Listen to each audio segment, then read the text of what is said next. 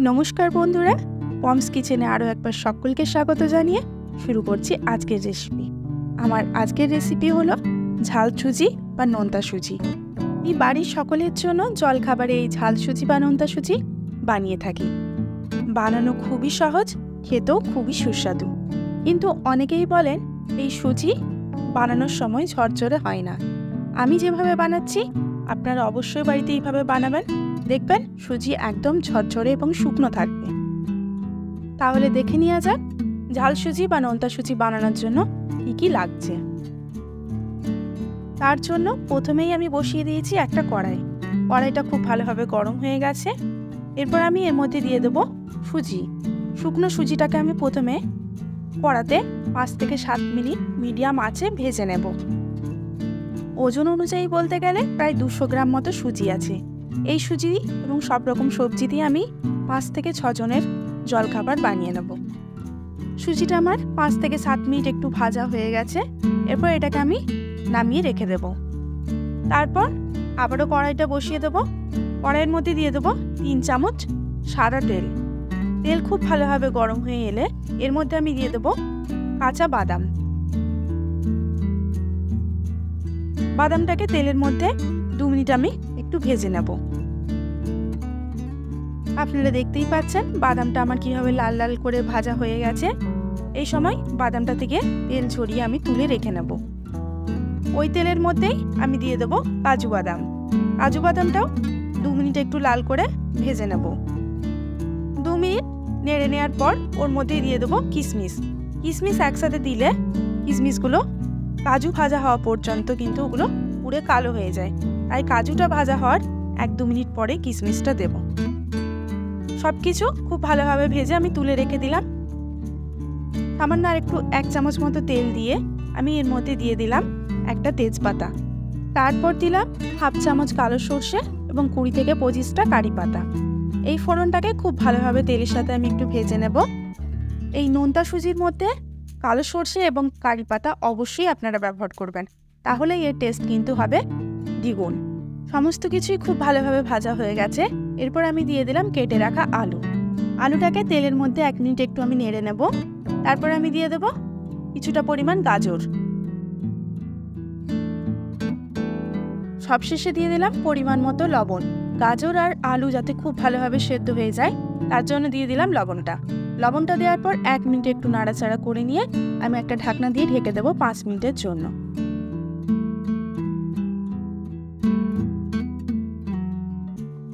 5 minute পর ঢাকনা খুলে দেখুন গাজর ও আলুর থেকে এক্সট্রা জল কিন্তু অনেকটাই বেরিয়েছে। সেই জল দিয়ে কিন্তু আলু গাজর খুব ভালোভাবে সেদ্ধ হবে।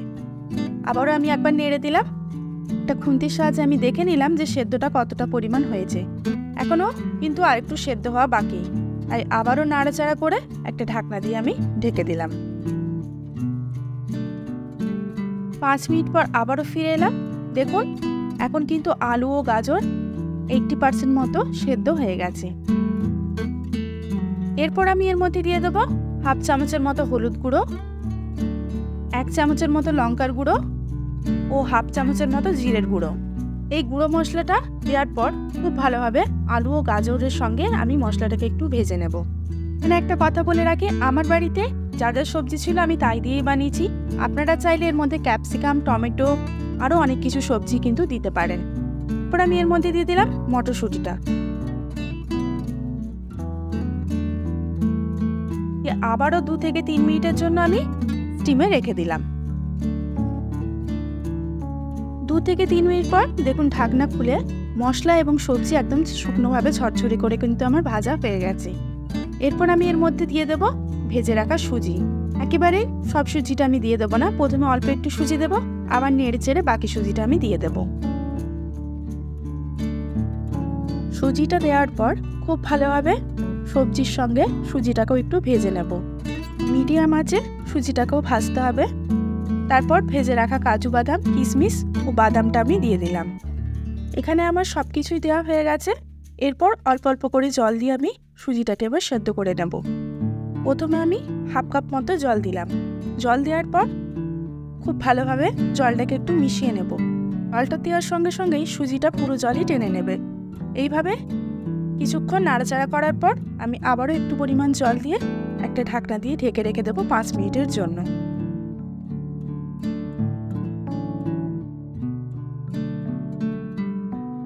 ফিরে এলাম 5 মিনিট পর। আপনারা দেখতেই পাচ্ছেন সুজি এখনও কিন্তু ঝরঝরে রয়েছে।